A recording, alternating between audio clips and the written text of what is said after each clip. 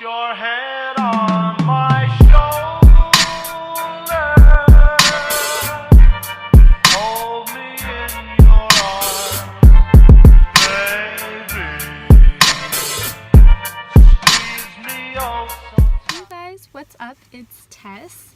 Today, well actually, I'm putting together kind of a weekly vlog, just showing kind of a couple days of the week to give you guys a more comprehensive idea of what it's like, because we don't always have client days, we don't always have like always have like parties or potlucks or things like that, and I've shown that in a few of my videos. So just kind of wanted to give you guys a broader idea of what the program entails. Sometimes we have guest speakers, sometimes we're taking an exam, sometimes it's a client day and we may have clients for the whole 5-hour period. We actually do that 2 days of the week, and it hasn't always been like that, but about midway through, no, I'll say like a quarter way through, the program kind of switched into that once we were more prepared with the facials. And so yeah, that's become a big basis for it. So yeah, you guys are gonna see a bunch of stuff in this vlog, and I've been getting some comments and DMs and stuff like that, kind of asking about my path to get here, what my advice is for someone who's considering Estie school, and what I want to do. And so to answer those questions, my path to get here was definitely not straight. I used to work in Hollywood. I worked at E! and I also worked at a film magazine called The Hollywood Reporter. Before that, I worked in copywriting for Nordstrom, and before that, I had experience in beauty and fashion PR. So I've always had a really strong interest in beauty, and I've either wanted to do PR or write about beauty. And so I kind of figured I was in Hollywood, and it kind of just felt like somewhat of a rat race, and I kind of felt like I was, I guess I'd say, stuck in certain positions.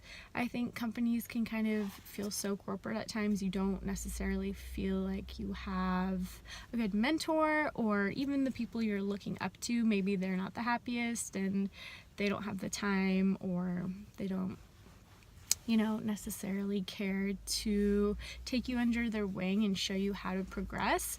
I kind of felt limited in some of the jobs I've had, and I felt like maybe a desk job wasn't the best for me. I also really had some health issues at the time, so I kind of needed to take a step away from the rat race and really think about what made me happy and what my passions are, and that was definitely in skincare.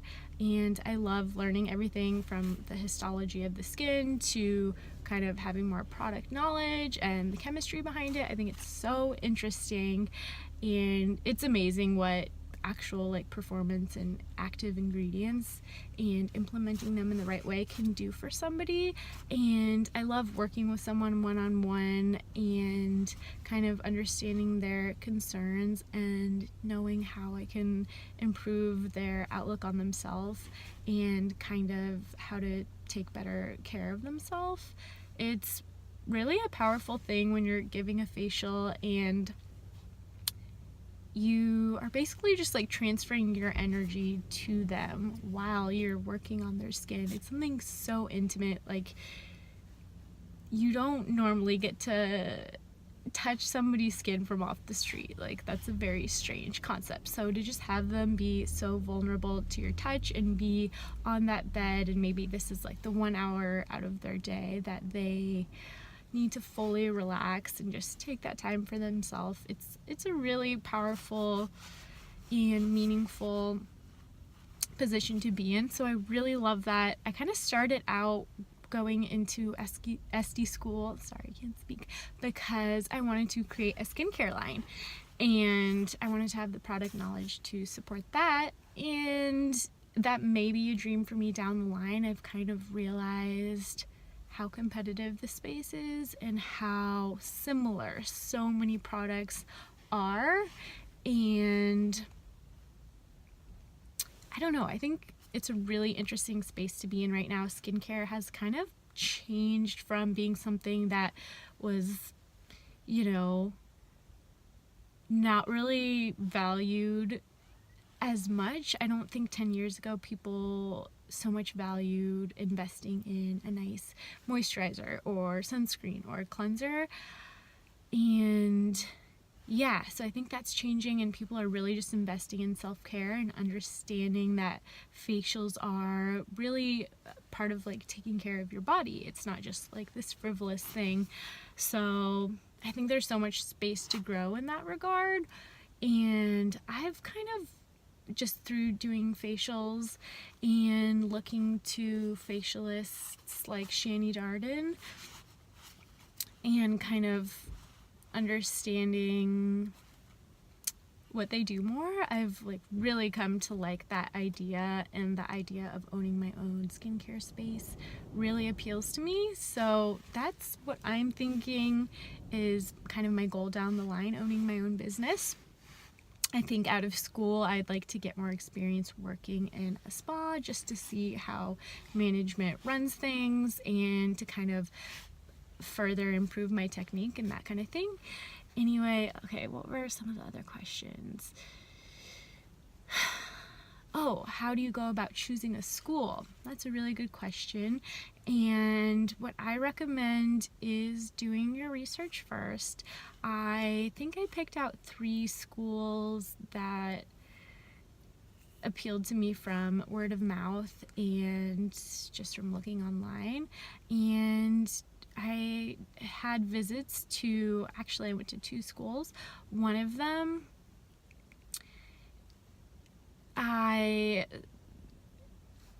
basically the main reason I decided against it was because of the cost of tuition. I think it was $25,000, which is comparable to like getting your bachelor's degree and what you'd spend at a 4-year university. And so for a trade that was new to me, that I didn't know if I would love it or not, and thank God I really do love it, but it was just, I couldn't make sense of the investment. I would be paying for it myself. I didn't have that kind of money, so I thought, what are the kind of other opportunities available? And I decided to look at a community college that had a really good reputation. It has a spa in the school, and I found out that is basically like the most integral thing you need to get that experience. So that was kind of the basis for that decision. I really like my school. I came and toured it. I met with somebody, what is her role? Like the program coordinator or something, but I really loved her, and I just got a sense that I'd really like the staff here, and the campus is beautiful. Everything's really clean and nice. The machines are functioning. They're not, you know, maybe like state of the art, but for the most part they function, and we carry some good skincare lines that I really like.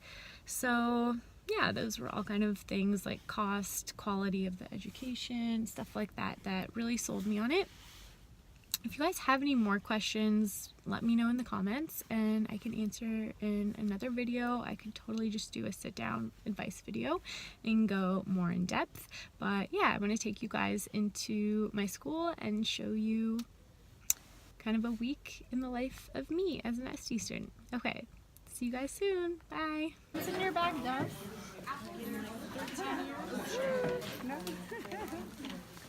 Oh, you got a different color than I did. I know that there's, it's not halfway, it's a mirror. You have to mirror.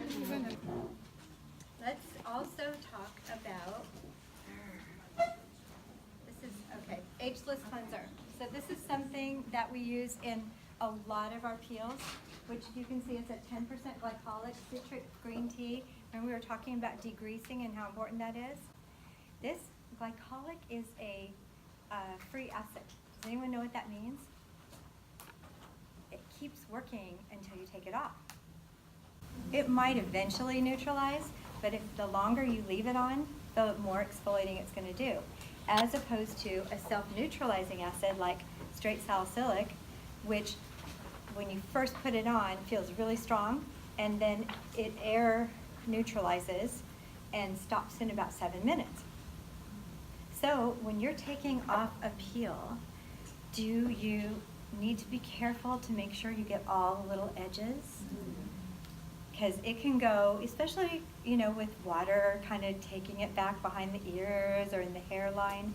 What would happen if you miss a spot or an area, or it goes up here by the eye and just sort of sits there for a while?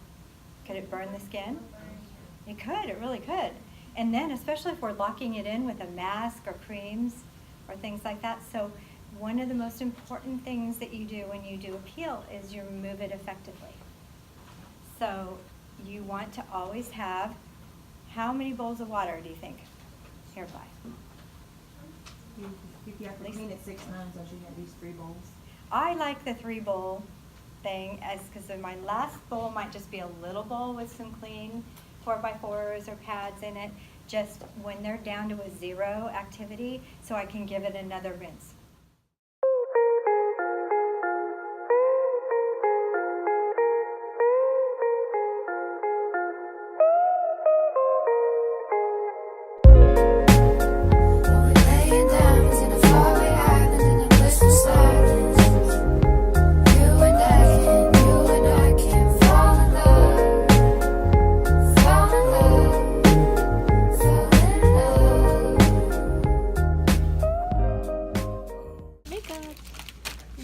How's your makeup going? Beautiful, It very says eyebrows. glowy. We're working in the dark here. So yeah. And it's been a long day, stuck thinking about it. And it's been a long day, stuck thinking about it. And it's been a long day, stuck thinking about it. Driving on the freeway, wondering if I reach. And it's been a long day, stuck thinking about it. And it's been a long day, stuck thinking about it. And it's been a long day, stuck thinking about it. Driving on. Yeah. What's in your Are bag, you watching now? Francine? Oh, I made a mini bag of our big Dermatologica bag that has things that I need for my facials. So I don't so have to bring cute. all the heavy stuff. I can just Hot put my tip little, for the new Estie. my little to-go bag, and I have everything I need. That's it. Perfect. So cute. What else? We're just eating snacks, eating dinner. Get your foods, guys. Only vegetables. Okay, I'll stop embarrassing. Hey guys, this is my Estie bestie Jackie. Hi! What'd you do today, Jackie? I did a chemical peel and I actually did some waxing. Oh, I bonus. did. That's I came in and did a little tutorial on it and it was all good. Yes, so productive. it was. What did you do? I worked in the dispensary, which means like putting out all the products for people. Very important job. Yeah. And I did some makeup on my model head. So yeah, that was it. Just wanted to say thank you guys for watching and subscribe below.